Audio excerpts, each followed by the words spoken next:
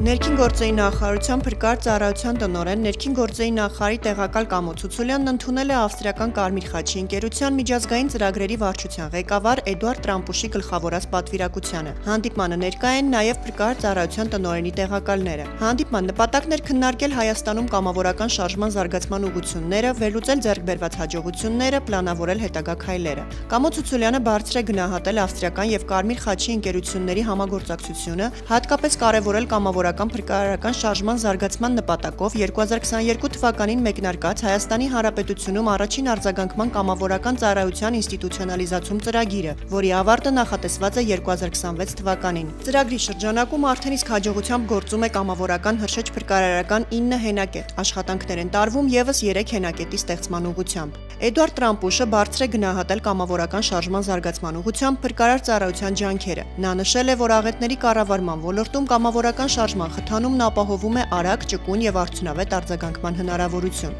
Կողմերը քննարկել են ծրագրի շրջանակներում նախատեսվող քայլերը, որոնք ուղղված են Հայաստանում կամավորական շարժման ինստիտուցիոնալիզացմանը։ Քննարկվել են նաև կամավորական հենակետերի տեխնիկական վերազինման, հեռավոր համայնքներում նոր հենակետերի ստեղծման հարցեր։ Կողմերը պայմանավորվել են շարունակել համագործակցությունը Հայաստանում կամավորական շարժման զարգացման ուղղությամբ։